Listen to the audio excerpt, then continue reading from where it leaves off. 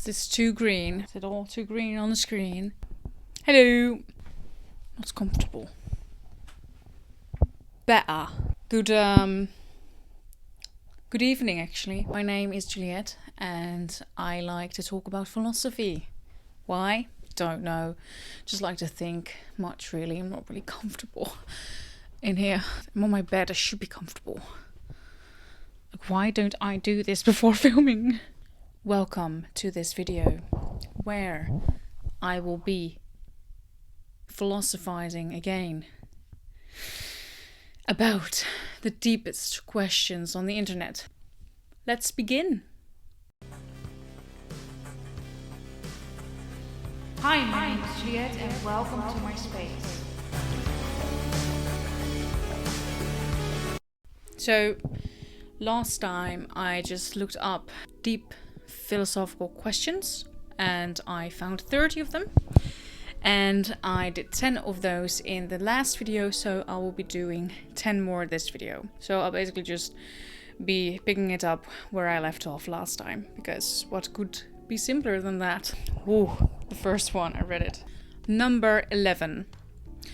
Is our universe real? Honestly, I think it's not real. I think for us it's real. I think in order for something to be real, it needs to be observed. And thus, in this universe, we are the observers. But I also think that just because if it's in someone's head, doesn't mean that it is less real than if it was happening.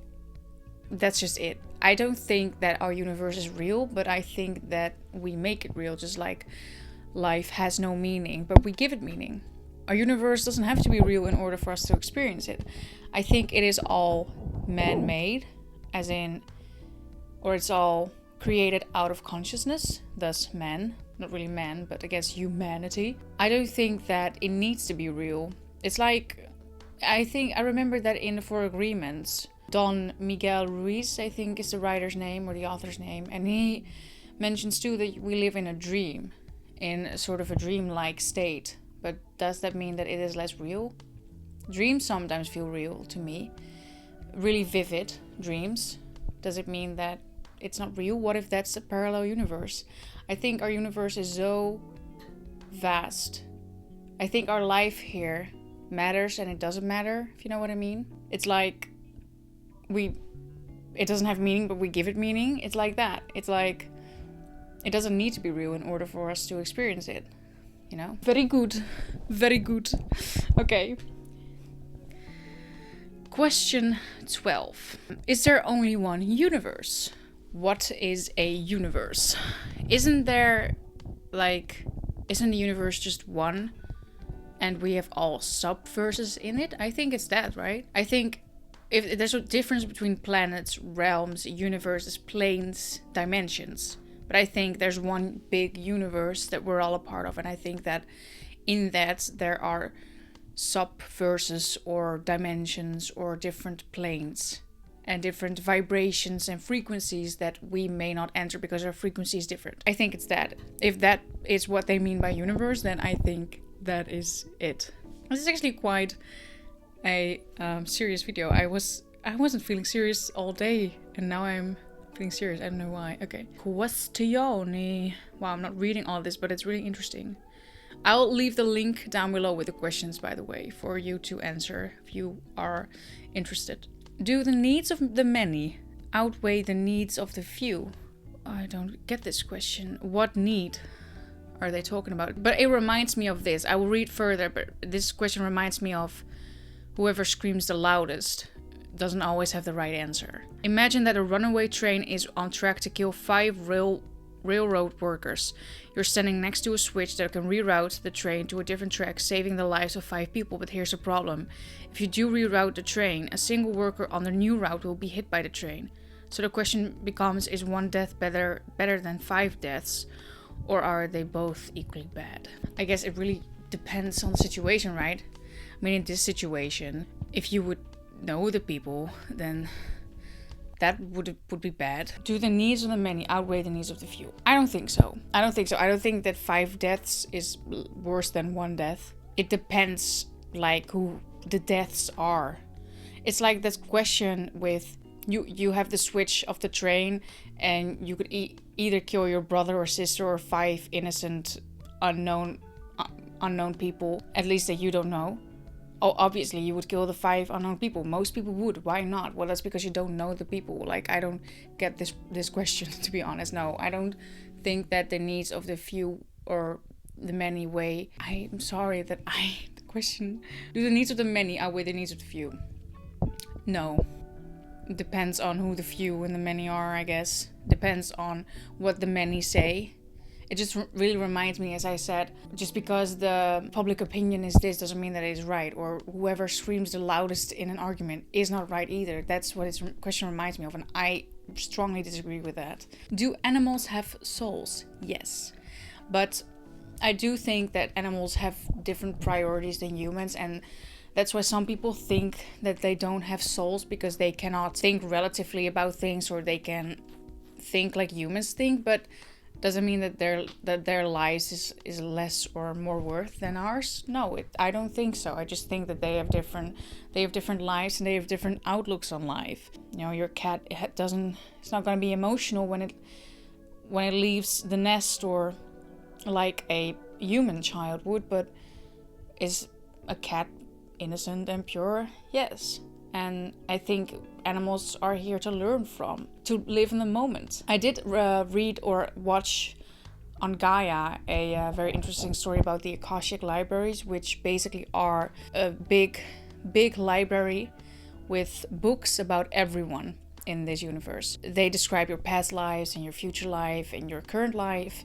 And the question that I think Bill is his name asked in the program Beyond Belief, he asked if animals also had a book in the Akashic library, and he said, well, or the man who actually has been to the Akashic libraries, he says that sometimes an animal will develop special personality, and will have its own book in the library. So I thought that was really cool, and that also is a piece of evidence that animals do live.